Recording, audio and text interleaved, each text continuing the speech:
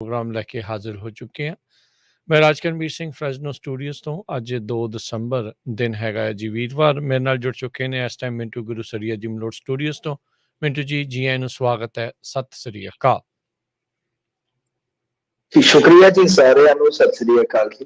ਸਾਡੇ ਅੱਜ ਦੇ ਪ੍ਰੋਗਰਾਮ ਖਬਰ ਤੇ ਨਜ਼ਰ ਨੂੰ ਸਪਾਂਸਰ ਕਰਦੇ ਨੇ ਖਾਲਸਾ ਇੰਸ਼ੋਰੈਂਸ ਏਜੰਸੀ, ਜਿਨ੍ਹਾਂ ਦੇ ਕੋਲੋਂ ਤੁਸੀਂ ਹਰ ਇੱਕ ਤਰੀਕੇ ਦੀ ਇੰਸ਼ੋਰੈਂਸ ਕਰਵਾ ਸਕਦੇ ਹੋ। Cover California health insurance Obamacare ਦੀਆਂ ਐਪਲੀਕੇਸ਼ਨਸ ਰੀਨਿਊਅਲਸ ਦਾ ਸਮਾਂ ਚੱਲ ਰਿਹਾ ਹੈ। ਉਸ ਦੇ ਬਾਰੇ ਜਾਣਕਾਰੀ ਲਈ ਤੁਸੀਂ ਇਹਨਾਂ ਦੇ ਨਾਲ ਸੰਪਰਕ ਕਰ ਸਕਦੇ ਹੋ। Number 408 272 2500 4082722500। Krishan Dhanota university, Baljinder Singh Nijjar Woodland, Paramjit Kaur Rangi Vacaville, GN tyre and lube, ਜਿਨ੍ਹਾਂ ਦੇ ਕੋਲੋਂ ਤੁਸੀਂ truck wash, oil change, air brake ਦਾ ਕੰਮ ਕਰਵਾ ਸਕਦੇ ਹੋ। ਨਵੇਂ ਪੁਰਾਣੇ ਟਾਇਰ ਵਾਜਿਬ ਕੀਮਤਾਂ ਤੇ ਖਰੀਦ ਸਕਦੇ ਹੋ। ਸੈਂਟਾਨੈਲਾ ਮਡੇਰਾ 'ਚ ਲੋਕੇਸ਼ਨ ਨੇ। Call Nimma Sahota 209 277 0113। West Coast truck driving school Fresno, ਜਿਹੜੇ ਕਿ ਤੁਹਾਨੂੰ ਟਰੱਕ ਚਲਾਉਣ ਦੀ ਸਿਖਲਾਈ ਵਧੀਆ ਢੰਗ ਦੇ ਨਾਲ ਦਿੰਦੇ ਹਨ। ਕਾਲ ਅਜੀਤ 559 374 4541। ਟੇਰਕੀਆਣਾ ਇਮੀਗ੍ਰੇਸ਼ਨ ਲਾ ਫਰਮ ਇਮੀਗ੍ਰੇਸ਼ਨ ਦਾ ਹੋਵੇ ਕਿਸੇ ਵੀ ਤਰੀਕੇ ਦਾ ਕੰਮ, ਕਾਲ ਅਟਰਨੀ ਜੇ ਟੇਰਕੀਆਣਾ 4159090503 415 909 0503। ਇਹਨਾਂ ਸਾਰਿਆਂ ਦਾ ਬਹੁਤ ਬਹੁਤ ਧੰਨਵਾਦ। ਜੇਕਰ ਤੁਸੀਂ ਜਾਂ ਕੋਈ ਹੋਰ ਕਾਰੋਬਾਰ ਇਸ ਪ੍ਰੋਗਰਾਮ ਨੂੰ ਸਪਾਂਸਰ ਕਰਨਾ ਚਾਹੁੰਦੇ ਹੋ, ਸੰਪਰਕ ਕਰ ਸਕਦੇ ਹੋ ਨੰਬਰ 408 722 7698 ਦੇ ਉੱਤੇ। ਪਿੰਟੂ ਜੀ, ਗੱਲਬਾਤ ਦਾ ਸਿਲਸਿਲਾ ਕਰਦੇ ਜਾਈਏ ਸ਼ੁਰੂ। ਪੰਜਾਬ ਦੇ ਮੁੱਖ ਮੰਤਰੀ, ਇਹਨਾਂ ਦੇ ਨਾਂ ਦਾ ਮੀਮ ਵੀ ਬਣ ਗਿਆ ਸੀ ਐਲਾਨਜੀਤ ਸਿੰਘ, ਵੀ ਐਲਾਨ ਤੇ ਐਲਾਨ ਜਿਹੜੇ ਉਹ ਚੱਲਦੇ ਰਹਿੰਦੇ ਆ। ਸੋ ਸੀਐਮ ਚੰਨੀ ਜਿਹੜੇ ਆ ਹੁਣ ਆਪ ਹੀ ਕਹਿੰਦੇ ਆ, ਕਹਿੰਦੇ ਵੀ ਭਾਈ ਮੈਂ ਐਲਾਨਜੀਤ ਨਹੀਂ ਵਿਸ਼ਵਾਸਜੀਤ ਆ। ਹਾਂਜੀ ਹਾਂਜੀ, ਚਲੋ ਇਹਨਾਂ ਤੇ ਇਹਨਾਂ ਕੋ ਵਿਸ਼ਵਾਸ ਆਪਾਂ ਕਰ ਲੈਂਦੇ ਆ ਕਿ ਇਹ ਹੁਣ ਵਿਸ਼ਵਾਸ ਜੀਤ ਬਣ ਗਏ ਆ। ਪਰ ਹਾਲੇ ਮੇਰੇ ਖਿਆਲ ਦੇ ਨਾਲ ਵਿਸ਼ਵਾਸ ਜਿੱਤਣਾ ਬਾਕੀ ਹੈ। ਆਪਣੇ ਮੂੰਹੋਂ ਨਾ ਰੱਖਣ ਨੂੰ ਕੀ ਹੈ, ਨਾ ਰੱਖਣ ਨੂੰ ਤਾਂ ਮੈਂ ਵੀ ਆਪਦਾ ਨਾਮ ਅਮਰੀਕਾ ਰੱਖ ਲੈਣਾ, ਦੱਸੋ ਮੈਂ ਯੂਐਸ ਵਰਗਾ ਬਣ ਜਾਊਂਗਾ। ਗੱਲ ਤੇ ਇਹ ਆ ਨਾ ਰੱਖਣ ਨੂੰ ਕੀ ਆ। ਗੱਲ ਇਹ ਆ ਕਿ ਇਸ ਟਾਈਮ ਜਿਹੜੀਆਂ ਗੱਲਾਂ ਚੱਲਦੀਆਂ ਪਈਆਂ ਨੇ ਉਹਦੇ ਵਿੱਚ ਬਹੁਤ ਮਾਰਾਮਾਰੀ ਚੱਲਣ ਰਹੀ ਹੈ, ਬੜੀ ਕਾਹਲੀ ਆ। ਜਿਵੇਂ ਕਹਿ ਲਈਏ ਨਾ ਕਿ ਸਭ ਨੂੰ ਆਪੋ ਆਪਣੀ ਪਈ, ਭਰਾਵੋ ਸਭ ਨੂੰ ਆਪੋ ਆਪਣੀ ਪਈ, ਤਾਂ ਇੱਥੇ ਹੁਣ ਸਭ ਨੂੰ ਆਪੋ ਆਪਣੀ ਪਈ ਆ। ਅੱਜ ਚਰਨਜੀਤ ਸਿੰਘ ਚੰਨੀ ਜਿਹੜੇ ਕਿ ਕੱਲ ਐਲਾਨ ਕਰਦੇ ਸੀਗੇ ਕਿ ਬਹੁਤ ਵੱਡਾ ਐਲਾਨ ਕਰਾਂਗੇ ਕੱਲ ਨੂੰ, ਲੋਕ ਗਿਣ ਰਹੇ ਸਨ ਘੰਟੇ, ਗਿਣ ਰਹੇ ਸਨ ਘੜੀਆਂ, ਪੈਰ ਕਿ ਹੁਣ ਚਰਨਜੀਤ ਸਿੰਘ ਚੰਨੀ ਆਏਗਾ, ਕੋਈ ਵੱਡਾ ਐਲਾਨ ਕਰੇਗਾ। ਤਾਂ ਉਹਨਾਂ ਨੇ ਆਪਣਾ ਰਿਪੋਰਟ ਕਾਰਡ ਮੋਰੇ ਰੱਖ ਦਿੱਤਾ, ਕਹਿੰਦੇ ਲਓ ਭਾਈ 70 ਦਿਨਾਂ ਦਾ ਸਾਡਾ ਇਹ ਰਿਪੋਰਟ ਕਾਰਡ ਆ। ਤਾਂ ਹੀ ਉਹ ਕਹਿੰਦੇ ਕਿ ਮੈਂ ਇਕੱਲਾ ਐਲਾਨਜੀਤ ਨਹੀਂ ਆ, ਮੈਂ ਵਿਸ਼ਵਾਸਜੀਤ ਵੀ ਆ। ਕਹਿੰਦਾ ਚੰਨੀ ਸਰਕਾਰ ਨਹੀਂ, ਚੰਗੀ ਸਰਕਾਰ ਆ। ਸ਼ਹਿਰੋ ਸ਼ਹਿਰੀ ਤੁਹਾਨੂੰ ਪਤਾ ਅੱਜ ਕੱਲ ਬੜੀ ਚੱਲਣ ਡਈ ਆ।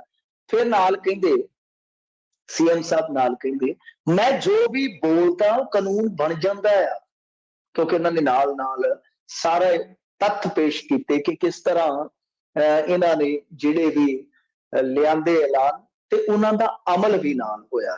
ਕਿਉਂਕਿ ਪਿੱਛੇ ਜਿਹੀ ਖਬਰ ਆਈ ਸੀਗੀ ਕਿ ਇਹਨਾਂ ਦੇ ਜਿਹੜੇ ਐਲਾਨ ਸੀ 81-82 ਸੀਗੇ, ਉਹਦੇ ਵਿੱਚੋਂ 7-8 ਹੀ ਅਮਲੀ ਤੌਰ ਤੇ ਹੋਣ ਦੇ ਵਿੱਚ ਆਏ, ਬਾਕੀ ਸਾਰੇ ਹਵਾ ਹਵਾਈ ਸੀਗੇ। ਤਾਂ ਅੱਜ ਇਹਨਾਂ ਨੇ ਤੱਥਾਂ ਦੇ ਨਾਲ, ਦਸਤਾਵੇਜ਼ਾਂ ਦੇ ਨਾਲ ਇਹ ਚੀਜ਼ ਜਿਹੜੀ ਹੈ ਸਾਫ਼ ਕੀਤੀ ਆ।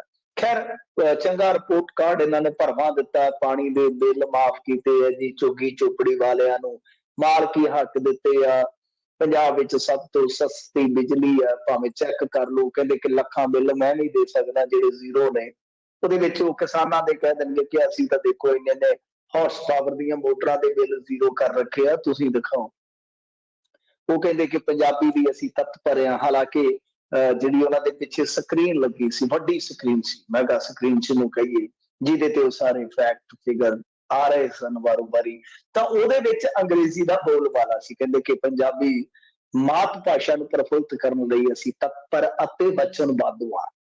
ਨਾਲ ਇੱਕ ਗੱਲ ਕਹੀ ਕਿ ਹੁਣ ਜਿਹਨੇ ਵੀ ਪੰਜਾਬ ਦੇ ਵਿੱਚ ਨੌਕਰੀ ਹਾਸਲ ਕਰਨੀ ਆ, ਉਹ ਪੰਜਾਬ ਦੇ ਵਿੱਚ ਪਹਿਲੀ ਤੋਂ ਲੈ ਕੇ 10ਵੀਂ ਤੱਕ ਪੰਜਾਬੀ ਜ਼ਰੂਰ ਪੜ੍ਹਿਆ ਹੋਣਾ ਚਾਹੀਦਾ, ਅਦਰਵਾਈਜ਼ ਉਹ ਨੌਕਰੀ ਦੀ ਦੌੜ ਚੋਂ ਬਾਹਰ ਹੋ ਜਾਏਗਾ। ਸੋ ਉਹਨਾਂ ਨੇ ਇਹ ਗੱਲ ਜਿਹੜੀ ਆ ਉਹ ਸਾਫ਼ ਕਰ ਦਿੱਤੀ ਹੈ, ਕਿਉਂਕਿ ਤੁਹਾਨੂੰ ਮਾਮਲਾ ਪਤਾ ਹੀ ਹੈ ਨਾ ਕਿ ਕਿਸ ਤਰੀਕੇ ਦੇ ਨਾਲ ਕੁਝ ਭਰਤੀਆਂ ਦੇ ਵਿੱਚ ਬਾਹਰੀ ਉਮੀਦਵਾਰ ਜਿਹੜੇ ਆ ਉਹ ਆ ਕੇ ਜੌਬ ਹਾਸਲ ਕਰ ਗਏ ਸੀਗੇ। ਇਸ ਤੋਂ ਇਲਾਵਾ ਉਹ ਕਹਿੰਦੇ ਆ ਕਿ 1 ਲੱਖ ਨੀਲੇ ਕਾਰਡ ਅਸੀਂ ਬਣਾਏ ਆ, ਨੀਲੇ ਕਾਰਡ ਬਣਾਏ ਜਾ ਰਹੇ ਹਨ। ਕਰਤਾਰਪੁਰ ਸਾਹਿਬ ਲਈ ਮੁਫਤ ਬੱਸ ਚਲਾਈ ਜਾਏਗੀ। ਪੈਟਰੋਲ ਡੀਜ਼ਲ ਰੇਤਾ ਸਸਤਾ ਕਰ ਦਿੱਤਾ। ਸਿੱਖਿਆ 'ਚ ਕ੍ਰਾਂਤੀ ਲਿਆ ਦਿੱਤੀ ਆ। ਖੇਤੀ ਕਾਨੂੰਨਾਂ ਵਿਰੁੱਧ ਵੀ ਮਤਾ ਪਾਸ ਪਾ ਕੇ ਕੌਡੀ ਪਾ ਦਿੱਤੀ ਆ। ਫਸਲਾਂ ਦਾ ਮੁਆਵਜ਼ਾ ਵਧਾ ਦਿੱਤਾ। 17,000 ਰੁਪਏ ਪ੍ਰਤੀ ਏਕੜ ਕੁਛ ਕੁ ਇਲਾਕਿਆਂ 'ਚ ਇਹਨਾਂ ਦਿੱਤਾ ਸੀਗਾ ਨਾ ਗੁਲਾਬੀ ਸੁੰਡੀ ਤੋਂ ਬਾਅਦ। ਫਿਰ ਕਹਿੰਦੇ ਕਿ ਪੰਜਾਬ 'ਚ ਸਰਕਾਰੀ ਨੌਕਰੀਆਂ ਬਾਰੇ ਕਈ ਅਹਿਮ ਫੈਸਲੇ ਲਏ ਗਏ ਨੇ। ਦੇਖੋ ਕਾਫੀ ਲੰਬੀ ਚੌੜੀ ਉਹਨਾਂ ਦੀ ਇਹ ਭਾਸ਼ਣਬਾਜ਼ੀ ਸੀ, ਇਹ ਅੰਕੜੇਬਾਜ਼ੀ ਸੀ। ਕੁਛ ਕਾਊਂਟਰ ਸਵਾਲ ਵੀ ਕੀਤੇ ਪੱਤਰਕਾਰਾਂ ਨੇ, ਕੁਛ ਸਵਾਲ ਉਹਨਾਂ ਨੇ ਗੋਲ-ਮੋਲ ਕਰ ਦਿੱਤੇ। ਸਿੱਧੂ ਨੂੰ ਆਪਣਾ ਭਰਾ ਕਿਹਾ ਕਿ ਉਹ ਮੇਰੇ ਵੱਡੇ ਭਰਾ ਨੇ, ਬਿਗ ਬ੍ਰਦਰ ਨੇ। ਇਸ ਤੋਂ ਇਲਾਵਾ ਇਹ ਵੀ ਸਾਫ਼ ਕੀਤਾ ਕਿ ਮੈਂ ਸੀਐਮ ਫੇਸ ਨਹੀਂ ਆ। ਪਾਰਟੀ ਮੈਨੂੰ ਐਮਐਲਏ ਬਣਾਉਂਦੀ ਸੀ ਤਾਂ ਮੈਂ ਸੇਵਾ ਕੀਤੀ ਆ, ਵਿਰੋਧੀ ਧਿਰ ਦਾ ਆਗੂ ਬਣਿਆ ਤਾਂ ਵੀ ਕੋਈ ਚੱਕਰ ਨਹੀਂ ਹੈ। ਸਰਕਾਰ ਆਈ ਉਸ ਤੋਂ ਬਾਅਦ ਜੇ ਇਹਨਾਂ ਨੇ ਮਿਨਿਸਟਰ ਬਣਾਇਆ, ਜਿਹੜੀ ਵੀ ਜ਼ਿੰਮੇਵਾਰੀ ਦਿੱਤੀ ਉਹ ਮੈਂ ਮੰਤਰਾਲੇ ਲੈ, ਜਿਹੜੇ ਮੰਤਰਾਲਿਆਂ ਤੋਂ ਆਮ ਤੌਰ ਤੇ ਲੀਡਰ ਭੱਜਦੇ ਆ, ਮੈਂ ਉਹਨਾਂ ਦੇ ਵਿੱਚ ਚੰਗੇ ਕਾਰਜ ਕੀਤੇ ਆ।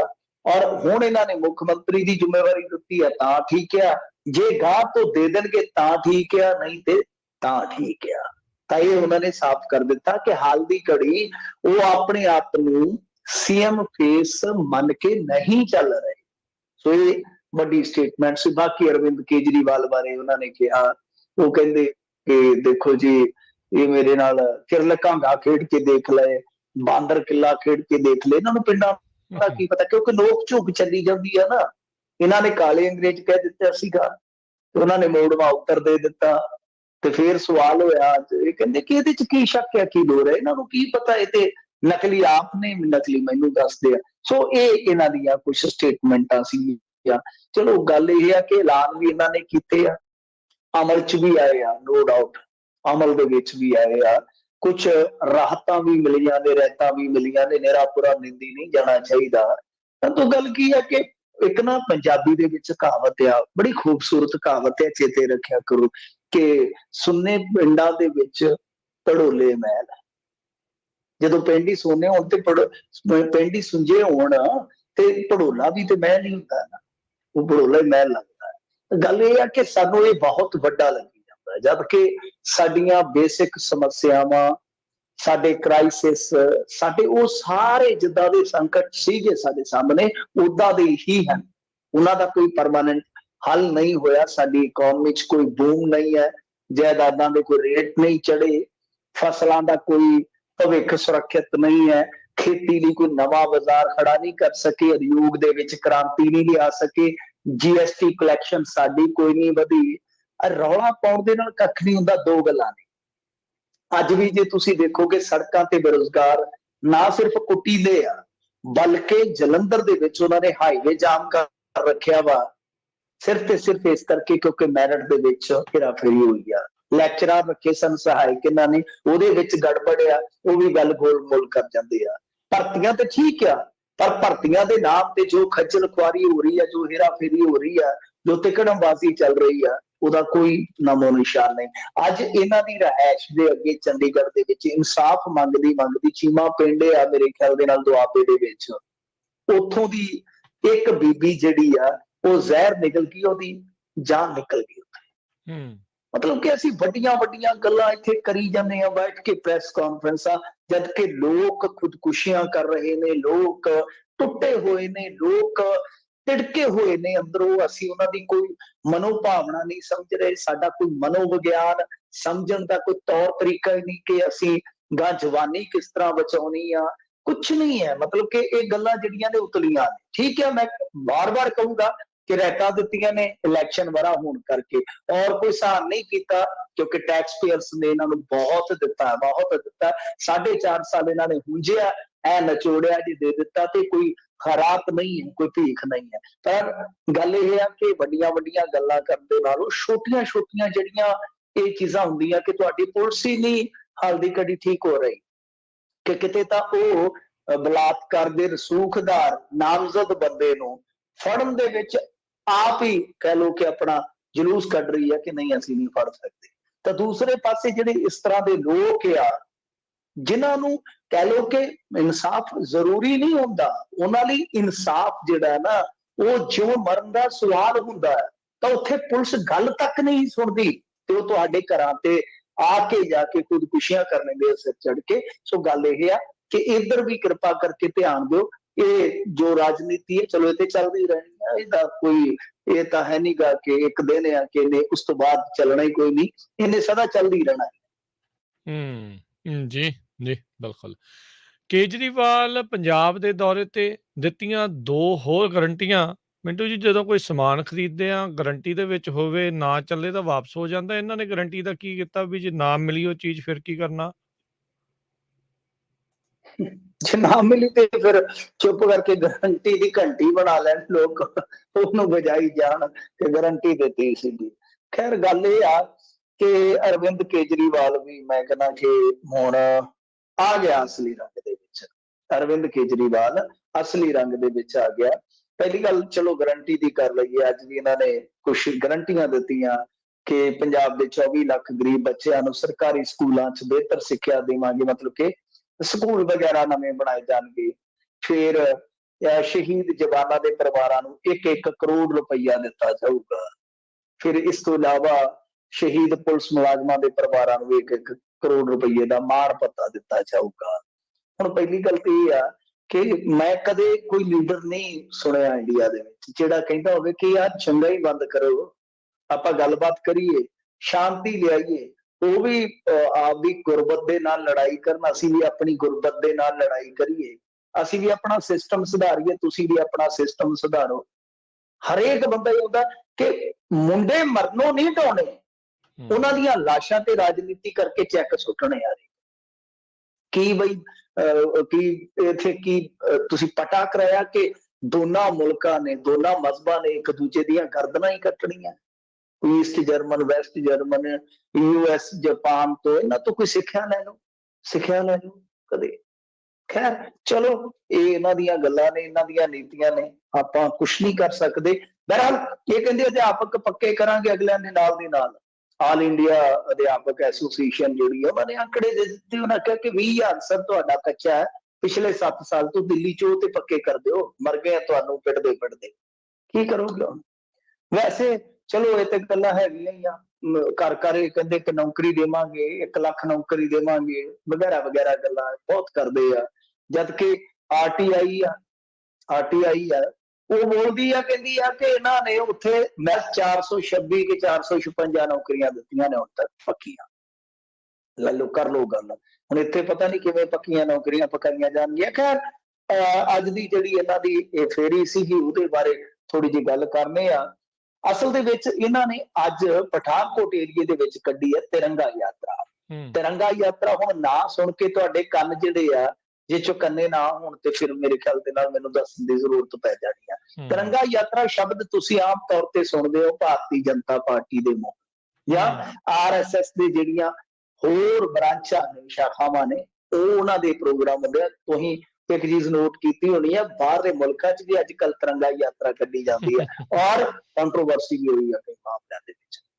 ਆਸਟ੍ਰੇਲੀਆ ਦੇ ਵਿੱਚ ਖਾਸ ਤੌਰ ਤੇ ਤੁਹਾਨੂੰ ਪਤਾ ਹੀ ਹੈ ਨਾ ਕਿ ਉੱਥੇ ਮੁੰਡੇ ਲੜੇ ਗਏ ਸੀ, ਮੁੰਡਿਆਂ ਦੀ ਲੜਾਈ ਬਹੁਤ ਗਾਂਹ ਤੱਕ ਚਲੀ ਗਈ ਸੀਗੀ। ਸੋ ਤਿਰੰਗਾ ਯਾਤਰਾ ਕੱਢੀ ਗਈ ਹੈ। ਹੁਣ ਤੁਸੀਂ ਕਹੋਗੇ ਕਿ ਤਿਰੰਗਾ ਯਾਤਰਾ ਕੱਢੀ ਗਈ ਹੈ ਤੇ ਇਹਦੇ ਮਾਇਨੇ ਕੀ ਹਨ? ਹੁਣ ਮੈਂ ਪਠਾਨਕੋਟ ਦਾ ਜ਼ਿਕਰ ਵਿਸ਼ੇਸ਼ ਤੌਰ ਤੇ ਕੀਤਾ ਹੈ। ਇੰਟਰਸਟਿੰਗ ਫੈਕਟ ਦੱਸ ਰਿਹਾ ਤੁਹਾਨੂੰ, ਗੁਰਦਾਸਪੁਰ ਜ਼ਿਲ੍ਹਾ ਇਸ ਤਰ੍ਹਾਂ ਦਾ ਹੈ ਕਿ ਉਹਦੇ ਵਿੱਚ ਈਸਾਈ ਵੋਟ ਤਕਰੀਬਨ 17 ਤੋਂ 20% ਸਮਝੀ ਜਾਂਦੀ ਆ। ਇਸੇ ਕਰਕੇ ਪਿਛਲੀਆਂ ਲੋਕ ਸਭਾ ਚੋਣਾਂ ਦੇ ਵਿੱਚ ਮੇਰੇ ਖਿਆਲ ਦੇ ਨਾਲ ਜਦੋਂ ਇੱਕ ਟੱਕਰ ਹੋਈ ਸੀਗੀ ਗੁਰਦਾਸਪੁਰ ਦੇ ਵਿੱਚ, ਸੰਨੀ ਦਿਓਲ ਆਇਆ ਸੀਗਾ। ਜਿਸ ਟਾਈਮ ਸੰਨੀ ਦਿਓਲ ਜਿੱਤਿਆ ਉਦੋਂ 3ਜੇ ਨੰਬਰ ਤੇ ਰਹਿਣ ਵਾਲਾ ਆਮ ਆਦਮੀ ਪਾਰਟੀ ਦਾ ਕੈਂਡੀਡੇਟ ਸੀ, ਉਹਦਾ ਨਾਮ ਵੀ ਮਸੀਹ ਸੀਗਾ। ਗੁਰਦਾਸਪੁਰ ਦੇ ਵਿੱਚ ਮਸੀਹ ਵੋਟ ਜਾਂ ਕਹਿ ਲਓ ਇਹਨਾਂ ਦੀ ਈਸਾਈ ਵੋਟ ਜਿਹੜੀ ਹੈ ਸੀਗੀ ਤਾਂ ਉਹਨਾਂ ਨੇ ਦਿੱਤੀ। ਹੁਣ ਉੱਥੇ ਜਿਹੜਾ ਇਹ ਸਾਰੀ ਬੈਲਟ ਦਾ ਜੇ ਤੁਸੀਂ ਵੇਖੋਗੇ ਨਿਚੋੜ ਕੱਢ ਕੇ, ਉੱਥੇ ਹਿੰਦੂ ਵੋਟ ਜਿਹੜੀ ਆ ਡੋਮੀਨੇਟ ਕਰਦੀ ਆ। ਤਾਂ ਉੱਥੇ ਇਹਨਾਂ ਨੇ ਉਸ ਤਰੀਕੇ ਦੀ ਹੀ ਚੁਣ ਕੇ ਇਲਾਕਾ ਰਾਜਨੀਤੀ ਸ਼ੁਰੂ ਕਰ ਦਿੱਤੀ। ਔਰ ਕਮਾਲ ਦੀ ਗੱਲ ਆ ਕਿ ਪੰਜਾਬ ਦੇ ਵਿੱਚ ਤਿਰੰਗਾ ਯਾਤਰਾ ਕੱਢਣੀ ਕੋਈ ਇਹ ਨਹੀਂ ਹੈ ਗੁਨਾਹ ਆ। ਹਿੰਦੂ ਭਾਈਚਾਰੇ ਦੀ ਭਾਈ ਠੀਕ ਹੈ, ਉਹਨਾਂ ਦੀ ਸੋਚ ਦੇ ਮੁਤਾਬਕ, ਉਹਨਾਂ ਦੀ ਵਿਚਾਰਧਾਰਾ ਦੇ ਮੁਤਾਬਕ ਰਾਜਨੀਤੀ ਕਰਨੀ ਕੋਈ ਮਾੜੀ ਨਹੀਂ, ਗੁਨਾਹ ਨਹੀਂ ਹੈ।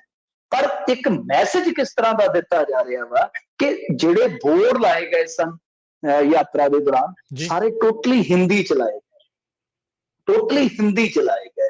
ਤਾਂ ਇੱਕ ਤਰ੍ਹਾਂ ਨਾਲ ਕਹਿ ਲਓ ਕਿ ਇਹ ਵੀ ਥੋੜਾ ਜਿਹਾ, ਹੁਣ ਮੈਂ ਇਹ ਸ਼ਬਦ ਇਸਤੇਮਾਲ ਕਰਨ ਲੱਗਿਆ ਸੰਕੋਚ ਨਹੀਂ ਕਰੂੰਗਾ, ਕਰੜਾ ਸ਼ਬਦ ਆ, ਕਿ ਇਹ ਵੀ ਉਸੇ ਪਾਸੇ ਆ ਗਿਆ, ਧਰੂਵੀਕਰਨ ਜਿਹਨੂੰ ਆਪਾਂ ਕਹਿੰਦੇ, ਵੋਟਾਂ ਦਾ ਧਰੂਵੀਕਰਨ ਇਸੇ ਪਾਸੇ ਆਉਂਦੇ ਜਾਂਦੇ ਆ।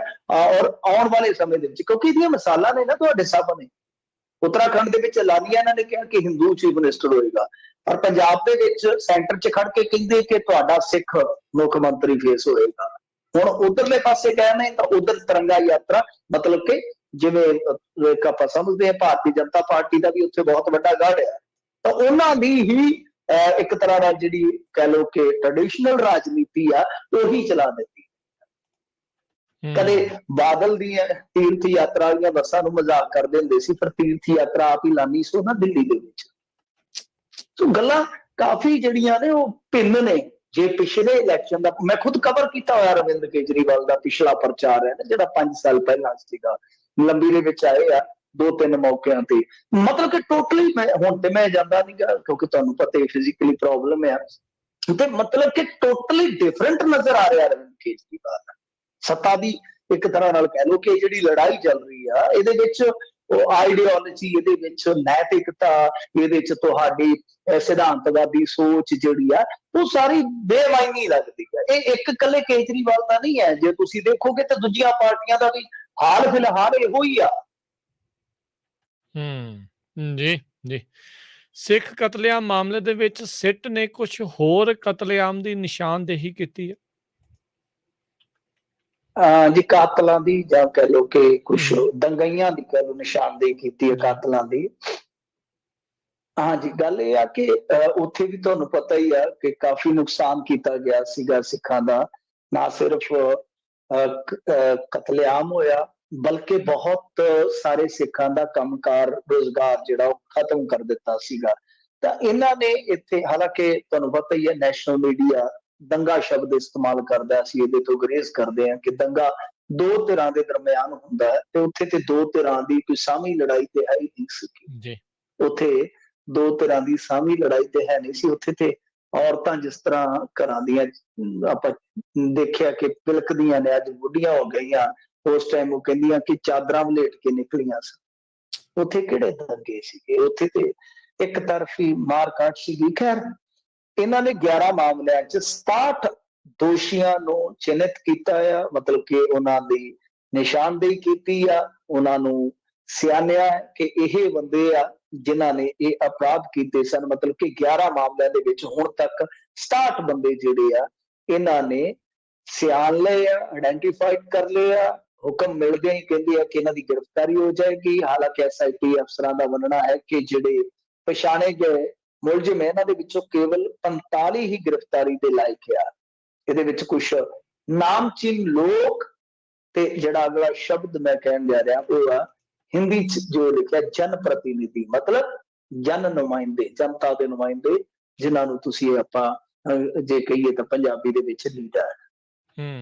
ਸੋ ਸਾਫ਼ ਹੈ ਨਾ ਸਥਿਤੀ ਕਿ ਇਸ ਕਾਨਪੁਰ ਦੇ ਵਿੱਚ ਜਿੱਥੇ 127 ਸਿੱਖਾਂ ਦੀ ਹੱਤਿਆ ਹੋਈ ਸੀ, ਇਹ ਰਿਕਾਰਡ ਜਿਹੜਾ ਔਨ ਰਿਕਾਰਡ ਇਹਨਾਂ ਦਾ ਅੰਕੜਾ ਹੈ। ਤੁਹਾਨੂੰ ਪਤਾ ਆਫ ਦੀ ਰਿਕਾਰਡ ਤਾਂ ਕਾਫੀ ਕੁਛ ਅੰਦਾਜ਼ੇ ਜਿਹੜੇ ਆ ਉਹ ਵੱਖਰੇ ਵੀ ਆ। ਜਿਹੜਾ ਸਰਕਾਰੀ ਰਿਕਾਰਡ ਹੈ ਇਹਨਾਂ ਦਾ ਉਹ ਦੱਸਦਾ 127 ਸਿੱਖਾਂ ਦੀ ਇੱਥੇ ਹੱਤਿਆ ਕੀਤੀ ਗਈ ਸੀਗੀ।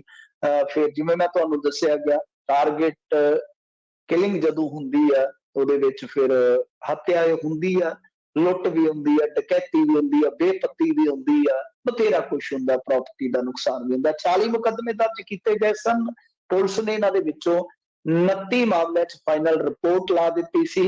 27 ਮਈ 2019 ਨੂੰ ਇਸ ਮਾਮਲੇ ਦੇ ਵਿੱਚ ਜਿਹੜੀ ਸਟੇਟ ਗਵਰਨਮੈਂਟ ਹੈ ਉਹਨੇ ਇੱਕ SIT ਗਠਿਤ ਕੀਤੀ ਸੀ, ਜਿੱਥੋਂ ਬਾਅਦ ਇਹ ਫਿਰ ਸਾਰਾ ਮਾਮਲਾ ਚੱਲਿਆ ਸੀ। ਮਤਲਬ ਕਿ ਤਕਰੀਬਨ ਸਾਰੇ ਮਾਮਲੇ ਜਿਹੜੇ ਇਹਨਾਂ ਨੇ ਬੰਦ ਕਰ ਦਿੱਤੇ ਸੀ। ਚਲੋ ਭਲਾ ਹੋਵੇ ਇਹਨਾਂ ਬੰਦਿਆਂ ਦਾ, ਠੀਕ ਹੈ, ਸਾਡੇ ਵਿਚਾਰਕ ਮਤਭੇਦ ਹੋ ਸਕਦੇ, ਅਸੀਂ ਇਹਨਾਂ ਦੀਆਂ ਪਾਲਿਸੀਆਂ ਦੇ ਆਲੋਚਕ ਹੋ ਸਕਦੇ ਆ, ਇਹਨਾਂ ਦੀਆਂ ਨੀਤੀਆਂ ਦੇ ਆਲੋਚਕ ਹੋ ਸਕਦੇ ਆ, ਜਾਂ ਚੰਗੇ ਕੰਮ 'ਚ ਇਹਨਾਂ ਦੇ ਪ੍ਰਸ਼ੰਸਕ ਹੋ ਸਕਦੇ ਆ। ਪਰ ਆਹ ਵਧੀਆ ਕੰਮ ਕੀਤਾ ਇਹਨਾਂ ਨੇ ਕਿ ਚਲੋ ਹੋਰ ਨਹੀਂ ਤਾਂ ਉਮਰ ਦੇ ਆਖਰੀ ਪੜਾਅ 'ਚ ਕੁਛ ਦਰਿੰਦੇ ਤਾਂ ਜਿਹੜੇ ਆ ਉਹ ਆਪਣੇ ਮੁਕਾਮ ਤੱਕ ਪਹੁੰਚਣਗੇ, ਆਪਣੇ ਅੰਜਾਮ ਤੱਕ ਪਹੁੰਚਣਗੇ। ਪਰ ਵੱਡਾ ਸਵਾਲ ਉੱਥੇ ਦਾ ਉੱਥੇ ਹੀ ਆ, ਵੱਡਾ ਸਵਾਲ ਉੱਥੇ ਦਾ ਉੱਥੇ ਆ ਕਿ ਜਿਵੇਂ ਇਸ ਮਾਮਲੇ 'ਚ ਹੁਣ ਦੱਸਿਆ ਜਾ ਰਿਹਾ ਹੈ ਕਿ ਦੇਖੋ ਜੀ ਇਹਦੇ ਵਿੱਚ ਰਸੂਖਦਾਰ ਜਾਂ ਲੀਡਰ ਜਾਂ ਪਾਵਰਫੁਲ ਬੰਦੇ ਵੀ ਆ, ਤਾਂ ਹਾਈ ਚੀਜ਼ ਜਿਹੜੀ ਹੈ ਉਹ ਇਸ ਮਾਮਲੇ 'ਚ ਦੁਖਾਂਤਕ ਪਹਿਲੂ ਬਣ ਜਾਂਦੀ ਹੈ ਕਿ ਸਾਰਾ ਕੁਝ ਤੇ ਐ ਬਿਲਕੁਲ ਪਾਣੀ ਵਾਂਗ ਸਾਹਮਣੇ ਸਾਫ਼ ਸੀਗਾ ਨਾ,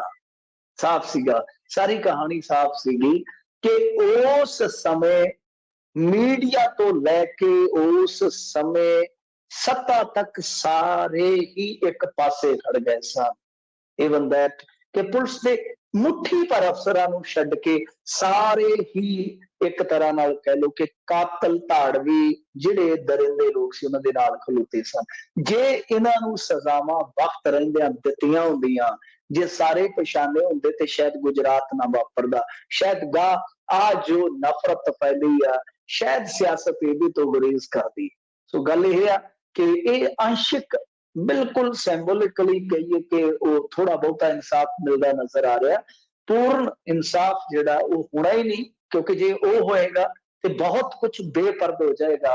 ਇਸ ਡੈਮੋਕ੍ਰੇਸੀ ਦਾ ਕਹਿ ਲਓ ਕਿ ਇੱਕ ਪਾਸਾ ਜਿਹੜਾ ਬਿਲਕੁਲ ਨੰਗਾ ਕਰ ਦਿੱਤਾ ਜਾਏਗਾ ਜਦੋਂ ਪੂਰਾ ਇਨਸਾਫ ਹੋਇਆ। ਜੀ ਜੀ ਜੀ ਡੈਮੋਕ੍ਰੇਸੀ ਦੀ ਤਾਂ ਥਾਂ ਥਾਂ ਤੇ ਮਿੰਟੂ ਜੀ ਖਿੱਲੀ ਤਾਂ ਉੱਡਣ ਹੀ ਦਈ ਆ ਵੀ ਉੱਥੇ ਬਣ ਕੀ ਰਿਹਾ ਆ। ਵਿਜੀਲੈਂਸ ਤੇ ਤਹਿਸੀਲਦਾਰਾਂ ਦੇ ਭੇੜ ਵਿੱਚ ਪਿਸ ਰਹੇ ਨੇ ਆਮ ਲੋਕ। ਇਹਦਾ ਮੈਂ ਤੁਹਾਨੂੰ ਇੱਕ ਛੋਟਾ ਜਿਹਾ ਪਿਛੋਕੜ ਦੱਸ ਦਿੰਦਾ ਔਰ ਦੱਸ ਦਿੰਦਾ ਤੁਹਾਨੂੰ ਕਿ ਕਿਸ ਤਰ੍ਹਾਂ ਇੱਥੇ ਦੇਖੋ ਜਿਹੜੇ ਫੰਡਾਮੈਂਟਲ ਰਾਈਟ ਹੁੰਦੇ ਆ ਜਾਂ ਹਰੇਕ ਬੰਦੇ ਦੇ ਪ੍ਰੋਟੈਸਟ ਦੇ ਜਿਹੜੇ ਅਧਿਕਾਰ ਆ, ਹਰੇਕ ਕਰਮਚਾਰੀ ਦੇ ਜਿਹੜੇ ਅਧਿਕਾਰ ਆ, ਕਿਸ ਤਰ੍ਹਾਂ ਉਹਨਾਂ ਦੀ ਵਰਤੋਂ ਵੀ ਕੀਤੀ ਜਾਂਦੀ ਹੈ ਤੇ ਕਿਸ ਤਰ੍ਹਾਂ ਕਵਰਤੋਂ ਵੀ ਹੁੰਦੀ ਹੈ ਔਰ ਕਿਸ ਤਰ੍ਹਾਂ ਉਹਦੇ ਨਾਲ ਲੋਕ ਸਫਰ ਕਰਦੇ ਆ। ਕਿਸਾਨੀ ਅੰਦੋਲਨ ਦੇ ਵਿੱਚ ਵੀ ਤੁਹਾਨੂੰ ਪਤਾ ਹੀ ਨਾ ਕਿ ਕੁਝ ਲੋਕ ਗਏ ਅਦਾਲਤਾਂ ਦੇ ਵਿੱਚ ਕਿ ਦੇਖੋ ਠੀਕ ਹੈ ਉਹਨਾਂ ਦੀ ਲੜਾਈ ਜਿਹੜੀ ਹੈ ਉਹ ਸਰਕਾਰੀ ਨੀਤੀਆਂ ਦੇ ਨਾਲ ਆ, ਸਰਕਾਰ ਦੇ ਨਾਲ ਆ, ਪਰੰਤੂ ਬਈ ਸਾਡੇ ਕਾਰੋਬਾਰ ਕਿਉਂ ਪ੍ਰਭਾਵਿਤ ਹੋ ਰਹੇ ਆ, ਅਸੀਂ ਕਿਉਂ ਰਗੜੇ ਜਾ ਰਹੇ ਹਾਂ। ਇਹੀ ਸੀਗੀ ਨਾ ਕਾਨੂੰਨੀ ਲੜਾਈ ਜਿੱਥੇ ਸੁਪਰੀਮ ਕੋਰਟ ਦੇ ਵਿੱਚ ਜਾ ਕੇ ਬਹਿਸ ਵਸਈਆ ਹੋਇਆ। ਇਸੇ ਤਰ੍ਹਾਂ ਦਾ ਹੀ ਇਹ ਮਾਮਲਾ ਹੈ, ਬੜਾ ਇੰਟਰਸਟਿੰਗ ਮਾਮਲਾ ਹੈ। ਅਸਲ ਦੇ ਵਿੱਚ ਕੀ ਹੈ ਕਿ 22 ਨਵੰਬਰ ਨੂੰ ਵਿਜੀਲੈਂਸ ਬਿਊਰੋ ਦੇ ਡੀਐਸਪੀ ਨਰਿੰਜਨ ਸਿੰਘ ਨੇ ਜ਼ਿਲ੍ਹਾ ਹੁਸ਼ਿਆਰਪੁਰ ਦੇ ਵਿੱਚ ਗੜਸ਼ੰਕਰ ਤਹਿਸੀਲ ਹੇਠ ਪੈਂਦੀ ਸਬ ਤਹਿਸੀਲ ਮਾਲਪੁਰ ਦੇ ਵਿੱਚ ਛਾਪੇਮਾਰੀ ਕੀਤੀ ਸੀ। ਉਸ ਜਿੱਥੋਂ ਦਾ ਸਿੰਘਾ ਮਾਲਪੁਰ ਵਾਲਿਆ ਸਿੰਘਾ। ਅੱਛਾ ਜੀ, ਮਾਲਪੁਰ ਦੇ ਵਿੱਚੋਂ ਇਹਨਾਂ ਨੇ ਕਹਿੰਦੇ ਆ ਕਿ ਤਹਿਸੀਲਦਾਰ ਸੰਦੀਪ ਕੁਮਾਰ, ਰਜਿਸਟਰੀ ਕਲਰਕ ਮਨਜੀਤ ਸਿੰਘ ਤੇ ਵਸੀਕਾ ਨਵੀਸ ਰਜਿੰਦਰ ਨਾਥ ਅਤੇ ਇਹਨਾਂ ਦੇ ਕੋਲ ਇੱਕ ਵਿਅਕਤੀ ਕੰਮ ਕਰਦਾ ਸੀ ਬਲਵਿੰਦਰ ਲਾਲ ਸੀਨਾ ਜਾਂ ਸ਼ੀਨਾ ਕੁਛ ਇਹੋ ਜਿਹਾ ਨਾਮ ਸੀਗਾ ਤੇ ਇੱਕ ਕੋਈ ਹੋਰ ਸੀਗਾ ਸ਼ਖਸ ਧਰਮ ਸਿੰਘ ਪਾਰੋਵਾਲ ਹਾਲਵਾਸੀ ਮਾਲਪੁਰ। ਇਹਦੀ ਸ਼ਿਕਾਇਤ ਤੇ ਇਹਨਾਂ ਨੂੰ ਗ੍ਰਿਫਤਾਰ ਕਰ ਲਿਆ ਗਿਆ। ਮਤਲਬ ਕਿ ਕਹਿਨੂੰ ਤਹਿਸੀਲਦਾਰ ਸੰਦੀਪ ਕੁਮਾਰ ਨੂੰ, ਰਜਿਸਟਰੀ ਕਲਰਕ ਮਨਜੀਤ ਸਿੰਘ ਨੂੰ, ਵਸੀਕਾ ਨਵੀਸ ਰਜਿੰਦਰ ਨਾਥ ਨੂੰ ਤੇ ਇੱਕ ਜਿਹੜਾ ਇਹਨਾਂ ਦੇ ਕੋਲ ਸਿਵਿਲੀਅਨ ਕੰਮ ਕਰਦਾ ਸੀਗਾ ਪ੍ਰਾਈਵੇਟ ਕਰਿੰਦਾ ਕਹਿ ਲਓ ਬਲਵਿੰਦਰ ਲਾਲ, ਇਹਨਾਂ ਨੂੰ। ਅੱਛਾ, ਪੇਚ ਇੱਥੇ ਫਸ ਗਿਆ ਕਿ ਰਿਸ਼ਵਤ ਦੀ ਜਿਹੜੀ 13,000 ਰੁਪਏ ਦੀ ਰਕਮ ਸੀਗੀ ਉਹ ਬਲਵਿੰਦਰ ਲਾਲ ਤੋਂ ਬਰਾਮਦ ਹੋਈ, ਪਰ ਗ੍ਰਿਫਤਾਰੀ ਪੈ ਗਈ ਸੰਦੀਪ ਕੁਮਾਰ ਦੀ। ਮਾਮਲਾ ਭਖ ਗਿਆ। ਇੱਥੋਂ ਹੀ ਫਿਰ ਪੂਰੇ ਪੰਜਾਬ ਦਾ ਜਿਹੜਾ ਰੈਵਨਿਊ ਆਫਿਸਰ ਐਸੋਸੀਏਸ਼ਨ ਦਾ ਐਲਾਨਾ ਬਣਿਆ ਉਹ ਸਟ੍ਰਾਈਕ ਤੇ ਚਲੇ ਜਾਂਦਾ ਹੈ। ਸਾਡੇ ਖੁਦ ਦੇ ਕੰਮ ਨੇ, ਜਿਵੇਂ ਮੰਨ ਲਓ ਅੱਜ ਕੱਲ ਤੁਹਾਨੂੰ ਪਤਾ ਹੈ ਕਿ ਜੇ ਤੁਸੀਂ ਕੋਈ ਬਾਈਕ ਲਿਆ ਜਾਂ ਤੁਸੀਂ ਕਾਰ ਲੈ ਲਈ ਫਰਜ਼ ਕਰੋ, ਹੁਣ ਇੱਥੇ ਬੜੇ ਸਖਤ ਰੂਲ ਨੇ। ਅੱਗੇ ਤੇ AF ਲੈ ਕੇ ਲਿਖ ਕੇ 6-6 ਮਹੀਨੇ ਮਰੂਤੀਆਂ ਭਜਾਈ ਫਿਰਦੇ ਸੀ ਲੋਕ, ਅਪਲਾਈਡ ਫਾਰ ਲਿਖ ਦਿੰਦੇ ਹੁੰਦੇ ਸੀਗੇ ਨਾ, ਚੱਲੀ ਚਲੋ ਬਈ ਕੋਈ ਚੱਕਰ ਨਹੀਂ। ਅੱਜ ਦੀ ਤਰੀਕ ਦੇ ਵਿੱਚ ਕੀ ਆ ਕਿ ਗੱਡੀ ਲੈ ਲਓ ਜਾਂ ਮੋਟਰ ਬਾਈਕ ਲੈ ਲਓ ਤੁਸੀਂ, ਤੇ ਤੁਹਾਨੂੰ ਪ੍ਰੋਵੀਜ਼ਨਲ RC ਦਿੰਦੇ ਆ, ਨਾਲ ਦੀ ਨਾਲ ਤੁਹਾਡਾ ਨੰਬਰ ਲੱਗ ਜਾਂਦਾ। 1 ਮਹੀਨੇ ਦੇ ਅੰਦਰ ਅੰਦਰ ਪੱਕੀ RC ਬਣਾਉਣੀ ਜ਼ਰੂਰੀ ਆ। ਹੁਣ ਮੰਨ ਲਓ ਤੁਸੀਂ ਇਹ ਕੰਮ ਕਰਵਾਉਣਾ, ਕੰਮ ਕਿੱਥੇ ਕਰਵਾਉਣਾ? SDM ਦੀ ਤਹਿਸੀਲ ਦੇ ਵਿੱਚ ਜਾ ਕੇ, ਉੱਥੋਂ ਤੁਹਾਨੂੰ ਮਿਲਣੀ RC। ਠੀਕ ਹੈ ਜੀ, ਫਾਈਲ ਉੱਥੇ ਸਬਮਿਟ ਹੋਣੀ ਹੈ, ਤੁਹਾਡੀ ਏਜੰਸੀ ਨੂੰ ਉੱਥੇ ਫਾਈਲ ਸਬਮਿਟ ਕਰਾਉਣੀ ਹੈ, ਉੱਥੋਂ ਬਣਨਾ ਸਾਰਾ ਕੁਝ, ਟੈਕਸ ਉੱਥੇ ਪੇ ਹੋ ਕੇ ਸਭ ਕੁਝ ਉੱਥੇ ਨੱਕੀ ਹੋਣਾ ਕੰਮ। ਹੁਣ ਮੰਨ ਲਓ ਇੱਥੇ ਜਿਹੜੀ ਆ ਸਟ੍ਰਾਈਕ ਚੱਲੀ ਜਾਂਦੀ ਆ, ਤੁਸੀਂ ਗੱਡੀ ਲਈ ਆ ਇੱਥੇ ਆ ਕੇ, ਤੁਸੀਂ ਫਰਜ਼ ਕਰੋ ਕੋਈ NRI ਆਇਆ, ਉਹਨੇ ਚੰਗੀ ਆਡੀ ਗੱਡੀ ਕਢਾ ਲਈ ਆ ਘੁੰਮਣ ਫਿਰਨ। ਅੱਛਾ, 1.5-2 ਮਹੀਨੇ ਲੰਘ ਗਏ, ਉਹ ਤੁਰਿਆ ਫਿਰਦਾ ਹੈ, ਸੜਕ ਤੇ ਕਿਸੇ ਨੇ ਘੇਰ ਲਿਆ, ਉਹਨਾਂ ਨੇ ਕਹਿਣਾ ਕਿ ਹਾਂ ਪੱਕੀ ਆਰਸੀ ਲਿਆ, ਕਿਉਂਕਿ ਪ੍ਰੋਵੀਜ਼ਨਲ ਆਰਸੀ ਦਾ ਟਾਈਮ 1 ਮਹੀਨੇ ਦਾ ਹੈ। ਤੁਸੀਂ ਠੁੱਕ ਗਏ ਉੱਥੇ। ਕਿਉਂ? ਕਿਉਂਕਿ ਤੁਸੀਂ ਕਹੋਗੇ ਕਿ ਤੁਹਾਡਾ ਸਿਸਟਮ ਬਈ ਇਹੋ ਜਿਹਾ ਹੈ ਕਿ ਸਟ੍ਰਾਈਕ ਤੇ ਆ ਡਿਪਾਰਟਮੈਂਟ, ਜਿਨ੍ਹਾਂ ਨੇ ਬਣਾਉਣੀ ਉਹਨਾਂ ਨੇ ਕਹਿਣਾ ਨਹੀਂ ਸਾਨੂੰ ਕੋਈ ਠੇਕਾ ਨਹੀਂ ਉਹਨਾਂ ਦੇ ਨਾਲ, ਉਹ ਰੈਵਨਿਊ ਵਾਲੇ ਆ, ਅਸੀਂ ਕੌਣ ਆ? ਟ੍ਰੈਫਿਕ ਵਾਲੇ ਆ। ਫਸ ਗਏ ਨਾ। ਆ ਹੈ ਤਸੂਰੀ ਦੀ ਜੜ। ਅੱਛਾ, ਇਹ ਸਾਰੇ ਇਕੱਠੇ ਹੋ ਗਏ ਆ, ਕਾਲ ਹੋ ਗਈ ਆ, ਕੋਈ ਰਜਿਸਟਰੀ ਦਾ ਕੰਮ ਨਹੀਂ ਹੋ ਰਿਹਾ, ਕੋਈ ਲਾਇਸੈਂਸ ਦਾ ਕੰਮ ਨਹੀਂ ਹੋ ਰਿਹਾ, ਕੋਈ ਆਰਸੀ ਦਾ ਕੰਮ ਨਹੀਂ ਹੋ ਰਿਹਾ, ਲੋਕ ਇਸ ਕਰਕੇ ਤੜਫੇ ਪਏ ਆ। ਸੋ ਇਹ ਹੱਲ ਕਰਨੇ ਚਾਹੀਦੇ ਆ। ਦੇਖੋ ਮੈਂ ਨਹੀਂ ਕਹਿੰਦਾ ਕਿ ਚੱਕ ਕੇ ਕਿਸੇ ਵੀ ਬੰਦੇ ਨੂੰ ਤੁੰਨ ਦਿਓ ਜੇਲ੍ਹ ਦੇ ਵਿੱਚ। ਮੈਂ ਤੁਹਾਨੂੰ ਇੱਕ ਸੱਚਾਈ ਹੋਰ ਵੀ ਦੱਸਣਾ ਕਿ ਇਹ ਇਸੇ ਤਰ੍ਹਾਂ ਹੀ ਕੰਮ ਕਰਦੇ ਅੱਜ ਕੱਲ। ਤੁਸੀਂ ਦੇਖੋ SHO ਦਾ ਡਰਾਈਵਰ ਫੜਿਆ ਜਾਂਦਾ, ਰਿਸ਼ਵਤ ਉਹਦੇ ਜੇਬ ਚੋਂ ਨਿਕਲਦੀ, ਗਰੀਬ ਉਹ ਰਗੜਿਆ ਜਾਂਦਾ। ਕਿਉਂ? ਕਿਉਂਕਿ ਫੜੋ SHO ਲਈ ਰਿਹਾ ਹੁੰਦਾ, ਫੜੋ SHO ਲਈ ਰਿਹਾ ਹੁੰਦਾ। ਜਦੋਂ ਉਹ ਫੜਿਆ ਜਾਂਦਾ SHO ਨਿਕਲ ਜਾਂਦਾ ਕਿ ਮੈਨੂੰ ਕੀ ਪਤਾ ਆ, ਰਗੜਿਆ ਗਿਆ। ਜੇ ਨਹੀਂ ਫੜਦਾ ਤੇ ਤਾਂ ਵੀ ਰਗੜਿਆ ਗਿਆ। ਇਸੇ ਤਰ੍ਹਾਂ ਇਹਨਾਂ ਨੇ ਵੀ, ਮੈਂ ਸਾਰਿਆਂ ਦਾ ਜ਼ਿਕਰ ਨਹੀਂ ਕਰੂੰਗਾ, ਇਹਨਾਂ ਨੇ ਵੀ ਇਸ ਆੜ ਦੇ ਵਿੱਚ ਕਿ ਸਾਡੇ ਕੋਲ ਵਰਕਲੋਡ ਬਹੁਤ ਆ, ਪ੍ਰਾਈਵੇਟ ਕਰਿੰਦੇ ਰੱਖੇ ਹੋਏ ਆ। ਅਸਲ ਦੇ ਵਿੱਚ ਉਹ ਪ੍ਰਾਈਵੇਟ ਕਰਿੰਦੇ ਕੰਮ ਜਿਹੜਾ ਉਹ ਬਹੁਤ ਇਸੇ ਤਰ੍ਹਾਂ ਹੀ ਖੂਬਸੂਰਤੀ ਨਾਲ ਕਰਦੇ ਆ। ਜੀ ਜੀ ਜੀ। ਅਗਲੀ ਮਿੰਟ 'ਚ ਗੱਲ ਕਰੀਏ, ਸੁਖਬੀਰ ਬਾਦਲ ਹੋਣਾ ਦਾ ਬਿਆਨ, ਕਹਿੰਦੇ ਸਿਰਸੇ ਨੂੰ ਬੰਦੂਕ ਦੀ ਨੋਕ ਤੇ ਤੋੜਿਆ। ਇਹ ਤਾਂ ਕੋਈ ਫਿਲਮੀ ਸੀਨ ਹੀ ਚੱਲ ਪਿਆ ਕਿ ਜਿਹਦੇ ਵਿੱਚ ਉਹ ਕੰਨ ਪੱਟੀ ਤੇ ਬੰਦੂਕ ਨਹੀਂ ਰੱਖ ਦਿੰਦਾ ਮੁੰਡਾ ਕਿ ਸਾਈਨ ਕਰ ਸਾਈਨ ਕਰ ਸਾਈਨ ਕਰ। ਇਸੇ ਤਰ੍ਹਾਂ ਸਿਰਸਾ ਜਿਹੜਾ ਉਹ ਲੈ ਗਏ ਆ ਬਈ, ਲੈ ਗਏ ਆ। ਹੰਸਰਾਜ ਦਾ ਗਾਣਾ ਚੇਤੇ ਆਉਂਦਾ ਨਾ, ਖੇੜਿਆਂ ਨੂੰ ਲਈ ਜਾਂਦਾ ਕੋਈ ਪੁੱਟ ਕੇ ਸਿਆਲੋਂ ਬੂਟਾ, ਖੇੜਿਆਂ ਨੂੰ ਲਈ ਜਾਂਦਾ। ਹੰਸਰਾਜ ਚੇਤੇ ਆ ਜਾਂਦਾ ਕਦੇ ਨਾ ਕਦੇ, ਭੁੱਲਦਾ ਨਹੀਂ ਹੈ। ਖੈਰ, ਸੁਖਬੀਰ ਸਿੰਘ ਬਾਦਲ ਕਹਿੰਦੇ ਆ ਕਿ ਕੀ ਕਰੀਏ, ਇਹਨਾਂ ਨੇ ਤੇ ਬੜੀ ਜ਼ਾਲਮ ਨੀਤੀ ਖੇਡੀ ਆ ਕਿ ਸਿਰਸੇ ਨੂੰ ਦਬਾ ਕੇ ਲੈ ਗਏ ਆ। ਵੈਸੇ ਤੁਸੀਂ ਨਾ ਇੱਕ ਸਿਮਿਲੈਰਿਟੀ ਦੇਖੋ ਕਿ ਅਕਾਲ ਤਖਤ ਸਾਹਿਬ ਦੇ ਜਥੇਦਾਰ ਗਿਆਨੀ ਹਰਪ੍ਰੀਤ ਸਿੰਘ ਜੀ ਬੋਲੇ, ਉਹ ਕਹਿੰਦੇ ਕਿ ਪਹਿਲਾਂ ਜਦੋਂ ਧਾੜਵੀ ਚੜ ਕੇ ਆਏ ਇੰਡੀਆ ਤੇ, ਭਾਰਤ ਤੇ ਉਹਨਾਂ ਨੇ ਕਿਹਾ ਕਿ ਧਰਮ ਚੁਣ ਲਓ ਜਾਂ ਕਰਮ ਚੁਣ ਲਓ।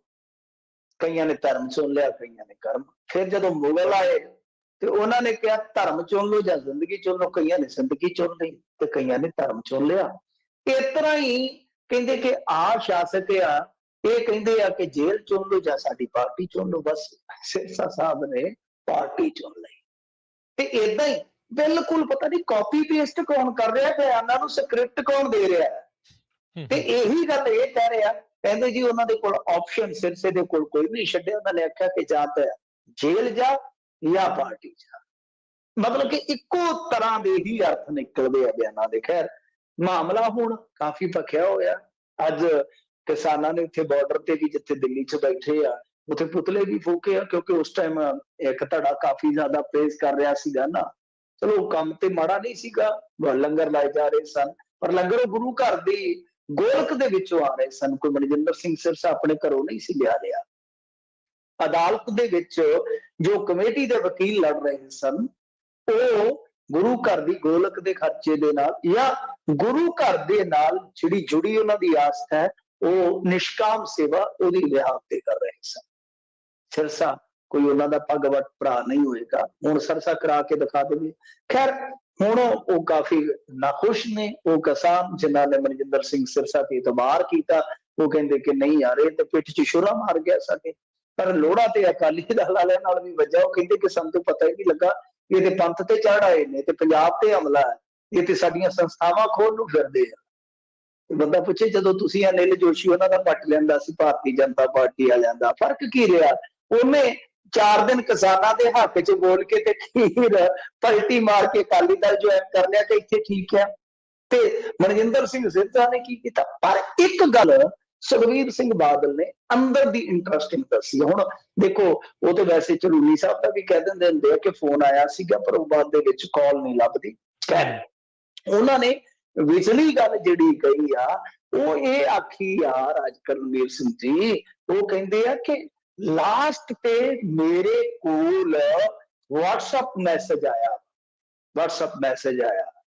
ਤੇ ਪਹਿਲਾਂ ਉਹ ਤਾਂ ਟਵੀਟ ਬੋਲਦੇ, ਜਦੋਂ ਕਦੇ ਵੀ ਸੁਖਬੀਰ ਸਿੰਘ ਬਾਦਲ 5 ਮਿੰਟ ਬੋਲਣਗੇ, 8-10 ਉਹਨਾਂ ਦੇ ਫੰਬਲ ਹੁੰਦੇ ਆ, 10-15 ਉਹਨਾਂ ਦੇ ਸ਼ਬਦ ਜਿਹੜੇ ਆ ਮੇਰੇ ਵਾਂਗੂ ਗਲਤ ਹੁੰਦੇ ਆ, ਫਿਰ ਉਹ ਦੁਹਰਾ ਕੇ ਠੀਕ ਕਰਦੇ ਆ ਤੇ 3-4 ਉਹਨਾਂ ਦੇ ਕੰਨ 'ਚ ਦੱਸੇ ਜਾਂਦੇ ਕਿ ਐ ਨਹੀਂ ਐ ਬੋਲ ਤੇ ਅੱਜ ਵੀ ਬੋਲੇ ਕਹਿੰਦੇ ਟਵੀਟ ਆਇਆ ਸੀ ਉਹਦਾ ਨਾਲ ਦਾ ਕਹਿੰਦਾ ਨਹੀਂ ਜੀ WhatsApp ਆਇਆ ਸੀ ਤੇ ਉਹ ਫਿਰ ਕਹਿੰਦੇ ਕਿ ਨਹੀਂ ਨਹੀਂ WhatsApp ਤੇ ਮੈਸੇਜ ਆਇਆ ਸੀਗਾ ਤੇ ਉਹਨਾਂ ਨੇ ਪਰਚੇ ਦੀ ਕਾਪੀ ਭੇਜ ਕੇ ਕਿਹਾ ਕਿ ਭਾਈ ਇਹ ਮੈਨੂੰ ਅਰੈਸਟ ਕਰਨਾ ਚਾਹੁੰਦੇ ਆ ਮਤਲਬ ਕਿ ਜੇ ਇਹਨੂੰ ਹੁਣ ਸੱਚ ਮੰਨਿਆ ਜਾਵੇ ਵੈਸੇ ਜੇ ਤੁਸੀਂ ਮਨਜਿੰਦਰ ਸਿੰਘ ਸਿਰਸਾ ਦੀ ਜਿਹੜੀ ਜੁਆਇਨਿੰਗ ਆ ਨਾ ਉਹਨੂੰ ਰਿਪੀਟ ਤੇ ਦੇਖੋ ਮਤਲਬ ਕਿ 2-3 ਜੀ ਵਾਰੀ ਆਪਣੇ ਡੈਸਕਟਾਪ ਤੇ ਲਾ ਲਓ ਉਹ ਸਾਰੀ ਜਿਹੜੀ ਪ੍ਰੈਸ ਕਾਨਫਰੰਸ ਹੈ ਉਹ ਤੁਹਾਨੂੰ ਲੱਭ ਜਾਣੀ ਆ 2-3 ਵਾਰੀ ਦੇਖੋਗੇ ਜੇ ਤੁਸੀਂ ਤਾਂ ਬਾਡੀ ਲੈਂਗੁਏਜ ਜਿਹੜੀ ਮਨਜਿੰਦਰ ਸਿੰਘ ਸਿਰਸਾ ਦੀ ਉਹ ਭੈਭੀਤ ਨਜ਼ਰ ਆ ਰਹੀ ਹੈ ਉਹ ਬੜੀ ਸਟ੍ਰੈਸਫੁਲ ਜੀ ਨਜ਼ਰ ਆ ਰਹੀ ਹੈ ਮੱਥੇ ਤੇ ਬਿਲਕੁਲ ਸ਼ਿਕਨ ਹੈ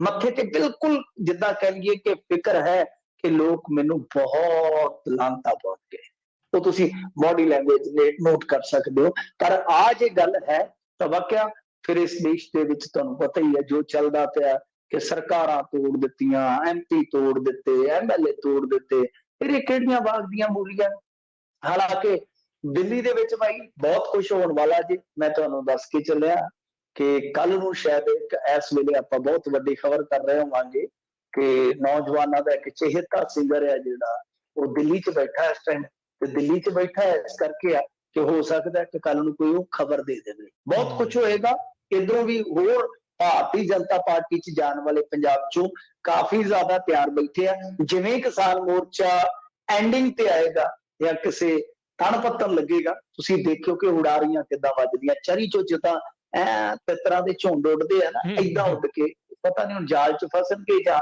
ਨਿਕਲ ਜਾਣਗੇ ਜੀ ਇਹ ਤਾਂ ਹੁਣ ਵਾਕਿਆ ਹੀ ਮਿੰਟੂ ਜੀ ਦੇਖਣਾ ਪਊਗਾ ਆ ਕਮਰ ਸੰਧੂ ਹੁਣੇ ਵੀ 2 ਘੰਟੇ ਪਹਿਲਾਂ ਲਾਈਵ ਹੋਏ ਮੈਂ ਸੁਣ ਤਾਂ ਨਹੀਂ ਸਕਿਆ ਉਹਨਾਂ ਨੇ ਟਾਈਟਲ ਦਿੱਤਾ ਵੀ ਆਪ ਛੱਡ ਪਾਰਟੀ ਬਦਲਣ ਅਤੇ ਅਗਲੇ ਚੋਣ ਲੜਨ ਬਾਰੇ ਉਹਨਾਂ ਨੇ ਗੱਲਾਂ ਕੀਤੀਆਂ ਆ ਹੁਣ ਨਹੀਂ ਉਹ ਕਹਿੰਦੇ ਆ ਕਿ ਨਹੀਂ ਮੈਂ ਇਲੈਕਸ਼ਨ ਨਹੀਂ ਲੜਨਾ ਵਿਚਾਰਧਾਰਾ ਮੈਨੂੰ ਸੰਤੁਸ਼ਟ ਨਹੀਂ ਕਰ ਸਕੀ ਦੂਜੇ ਪਾਰਟੀਆਂ ਦੇ ਆਪਸ਼ਨ ਤੇ ਹੈਗੇ ਮੈਂ ਉਹ ਯੂਜ਼ ਨਹੀਂ ਕਰਨੇ ਚਲੋ ਠੀਕ ਆ ਵਧੀਆ ਪੱਤਰਕਾਰੀ ਚਾਹਣ ਸਾਡੇ ਵਰਗਿਆਂ ਦੇ ਆਈਡੀਅਲ ਨੇ ਪੱਤਰਕਾਰ ਦੇ ਤੌਰ ਤੇ ਨੇਤਾ ਦੇ ਤੌਰ ਤੇ ਨਹੀਂ ਉਹ ਅੱਛੀ ਗੱਲ ਆ ਆਪਦੀ ਪੱਤਰਕਾਰੀ ਕਰਨ ਪੱਤਰਕਾਰੀ ਕਰਕੇ ਵੀ ਬੰਦਾ ਬਹੁਤ ਕੁਝ ਕਰ ਸਕਦਾ ਹੈ ਉਹ ਵੀ ਇੱਕ ਸੇਵਾ ਹੈ ਜ਼ਰੂਰੀ ਨਹੀਂ ਹੈ ਕਿ ਰਾਜਨੀਤੀ ਸਾਰਾ ਕੁਛ ਹੈ ਤੁਸੀਂ ਦੇਖ ਰਹੇ ਹੋ ਜੇ ਤੁਹਾਨੂੰ ਤਜਰਬਾ ਠੀਕ ਨਹੀਂ ਲੱਗਿਆ ਆਪਸ਼ਨ ਜਿਹੜੇ ਗਾਹ ਤੁਹਾਨੂੰ ਠੀਕ ਨਹੀਂ ਲੱਗਦੇ ਤਾਂ ਭਾਈ ਕੋਈ ਗੱਲ ਨਹੀਂ ਹੈ ਇੱਥੇ ਕਿਹੜਾ ਕੋਈ ਪੰਧ ਮੁੱਕ ਜਾਂਦਾ ਜਿੰਨਾ ਚਿਰ ਜ਼ਿੰਦਗੀ ਚੱਲਦੀ ਹੈ ਇੱਕ ਪੰਧ ਖਤਮ ਹੁੰਦਾ ਦੂਸਰਾ ਪੰਧ ਸਟਾਰਟ ਹੋ ਜਾਂਦਾ ਹੈ ਜੀ ਜੀ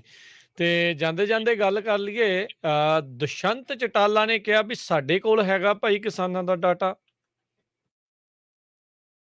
ਹਾਂਜੀ ਦੇਖੋ ਕਿਸਾਨਾਂ ਦਾ ਡਾਟਾ ਜਿਹੜਾ ਹੈ ਉਹ ਇਹਨਾਂ ਦੇ ਕੋਲ ਹੈਗਾ ਔਰ ਵੈਸੇ ਤੇ ਟਕੈਤ ਸਾਹਿਬ ਨਹੀਂ ਦੂਰ ਜਾਣ ਦੀ ਲੋੜ ਕੀ ਆ ਕੈਪਟਨ ਤੋਂ ਹੀ ਲੈ ਲੈਣ ਕੈਪਟਨ ਅਮਰਿੰਦਰ ਸਿੰਘ ਨੇ ਤਾਂ ਮੁਆਵਜ਼ਾ ਦਿੱਤਾ ਹੋਇਆ ਨਾ ਸ਼ਹੀਦ ਪਰਿਵਾਰਾਂ ਨੂੰ ਮੁਆਵਜ਼ਾ ਦਿੱਤਾ ਹੋਇਆ ਜਿਹੜੇ ਸ਼ਹੀਦ ਹੋ ਗਏ ਉਹਨਾਂ ਦੇ ਪਰਿਵਾਰਾਂ ਨੂੰ ਪੀੜਤ ਪਰਿਵਾਰਾਂ ਨੂੰ ਮੁਆਵਜ਼ਾ ਦਿੱਤਾ ਇਹਨਾਂ ਤੇ ਨੌਕਰੀ ਦੇਣ ਦਾ ਐਲਾਨ ਕੀਤਾ ਸੀ ਤੇ ਹੁਣ ਕੱਲ ਨੂੰ ਜਾਂ ਪਰਸੋਂ ਸ਼ਾਇਦ ਮੈਂ ਤੁਹਾਨੂੰ ਦੱਸਿਆ ਸੀਗਾ ਕਿ ਜਾ ਰਹੇ ਆ ਭਾਰਤੀ ਜਨਤਾ ਪਾਰਟੀ ਦੀ ਉੱਚ ਕੋਟੀ ਦੀ ਜਿਹੜੀ ਲੀਡਰਸ਼ਿਪ ਆ ਉਹਦੇ ਨਾਲ ਮੁਲਾਕਾਤ ਕਰਨੀ ਹੈ ਚਾਹ ਪਾਣੀ ਪੀਣਗੇ ਮੱਠੀਆਂ ਵਗੈਰਾ ਖਾਣਗੇ ਉੱਥੇ ਗੁਲਗੁਲੇ ਵੀ ਖਾਣਗੇ ਤੇ ਨਵੇਂ ਮਤਲਬ ਕਿ ਪਲਾਨ ਵੀ ਜਿਹੜੇ ਉਹ ਲੈ ਕੇ ਜਾਣਗੇ ਸੋ ਗੱਲ ਇਹ ਆ ਕਿ ਜੇ ਡਾਟਾ ਲੈਣਾ ਹੋਵੇ ਤੇ ਅਮਰਿੰਦਰ ਸਿੰਘ ਨੂੰ ਸਿਲੈਕਟ ਕਰ ਦੇਣ ਉਹਦੇ ਕੋਲ ਤੇ ਵੈਸੇ ਫਾਈਲਾਂ ਵੀ ਬਥੇਰੀਆਂ ਨੇ ਉਹ ਕਹਿੰਦਾ ਕਿ ਜਿੰਨੇ ਰੇਤਾ ਖਾਧੀ ਆ ਮੇਰੇ ਕੋਲ ਤੇ ਉਹ ਵੀ ਲਿਸਟ ਹੈਗੀ ਆ ਜਿਨ੍ਹਾਂ ਨੇ ਕੁਕਰਮ ਕੀਤੇ ਆ ਮੇਰੇ ਕੋਲ ਤੇ ਲਿਸਟ ਉਹਨਾਂ ਦੀ ਵੀ ਹੈਗੀ ਆ ਤੇ ਲਿਸਟ ਉਹਦੇ ਕੋਲ ਕਿਸਾਨਾਂ ਦੀ ਵੀ ਹੈਗੀ ਜੇ ਉਹਨੂੰ ਕਹੋ ਵੀਜ਼ੇ 'ਚ ਪਾ ਕੇ ਲਈ ਆਵੇ ਕਿੱਡੀ ਕੁ ਗੱਲ ਆ ਜੇ ਨਹੀਂ ਤੇ ਟਕੈਤ ਸਾਹਿਬ ਕਹਿੰਦੇ ਆ ਕਿ ਮੈਨੂੰ ਬੁਲਾ ਲਓ ਭਾਈ ਮੈਂ ਦੇ ਦੂੰਗਾ ਟੇਬਲ ਤੇ ਆ ਜਾਓ ਗੱਲਬਾਤ ਕਰਦੇ ਆ ਦੇ ਦਿਆਂਗੇ ਤਾਂ ਦੁਸ਼ਯੰਤ ਚੌਟਾਲਾ ਨੇ ਵੀ ਕਿਹਾ ਕਿ ਸਾਡੇ ਕੋਲ ਹੈਗੀ ਆ ਹਾਲਾਂਕਿ ਉਹਨੇ ਕਿਹਾ ਕਿ ਜਿਨ੍ਹਾਂ ਨੇ ਕੋਈ ਹਾਨੀ ਪਹੁੰਚਾਈ ਆ ਹਿੰਸਾ ਕੀਤੀ ਆ ਉਹ ਮਾਮਲੇ ਤੇ ਚਲੋ ਅਦਾਲਤ ਦੇ ਵਿੱਚ ਆ ਪਰ ਜਿਨ੍ਹਾਂ ਦੀ ਜਾਨ ਗਈ ਆ ਉਹ ਸਾਰਾ ਡਾਟਾ ਸਾਡੇ ਕੋਲ ਹੈ ਤੇ ਵਕਤ ਆਉਣ ਤੇ ਅਸੀਂ ਉਹਨਾਂ ਦੀ ਹੈਲਪ ਵੀ ਕਰਾਂਗੇ ਤਾਂ ਬਿਲਕੁਲ ਇਹ ਤਾਂ ਕੋਰਾ ਝੂਠ ਹੈ ਕਿ ਸਾਡੇ ਕੋਲ ਡਾਟਾ ਨਹੀਂ ਡਾਟਾ ਤੇ ਸਾਰਾ ਮਿਲ ਜਾਏਗਾ ਕੋਈ ਵੱਡੀ ਗੱਲ ਨਹੀਂ ਹੈ ਬਸ ਤੁਸੀਂ ਨਿਬੇੜਨ ਵਾਲੇ ਪਾਸੇ ਆਓ ਪਰ ਹਾਲ ਦੀ ਘੜੀ ਜੇ ਆਪਾਂ ਕਹੀਏ ਐਸਕੇਐਮ ਦਾ ਪ੍ਰੈਸ ਨੋਟ ਇਹੀ ਦੱਸਦਾ ਕਿ ਕਿਸਾਨ ਗੱਲਬਾਤ ਵਾਸਤੇ ਵਜਿੱਦ ਨੇ ਕਿ ਤੁਸੀਂ ਗੱਲਬਾਤ ਕਰੋ ਔਰ ਜਿਹੜੀਆਂ ਸਾਡੀਆਂ ਰਹਿੰਦੀਆਂ ਮੰਗਾਂ ਨੇ ਉਹ ਮਨਜ਼ੂਰ ਕਰੋ ਨਹੀਂ ਤਾਂ ਫਿਰ ਸਾਡਾ ਵਾਂਝ ਇਸੇ ਤਰ੍ਹਾਂ ਗੱਡੇ ਦਾ ਗੱਡਿਆ ਹੀ ਰਹੇਗਾ ਜੀ ਜੀ ਮਿੰਟੂ ਜੀ ਸ਼ੁਕਰੀਆ ਮਿਹਰਬਾਨੀ ਮਿਲਦੇ ਹਾਂ ਜੀ ਕੱਲ ਨੂੰ ਫੇਰ ਧੰਨਵਾਦ ਸਤਿ ਸ਼੍ਰੀ ਅਕਾਲ ਜੀ ਸਤਿ ਸ੍ਰੀ ਅਕਾਲ ਸੋ ਤੇ ਇੱਥੇ ਪ੍ਰੋਗਰਾਮ ਦੀ ਸਮਾਪਤੀ ਅਗਲੀ ਵਾਰ ਤੱਕ ਲਈ ਇਜਾਜ਼ਤ ਮੇਰੇ ਵੱਲੋਂ ਵੀ ਸਭ ਨੂੰ ਪਿਆਰ ਭਰੀ ਸਤਿ ਸ਼੍ਰੀ ਅਕਾਲ ਸੁਣਦੇ ਰਹੋ ਜੀ ਪੰਜਾਬੀ ਰੇਡੀਓ USA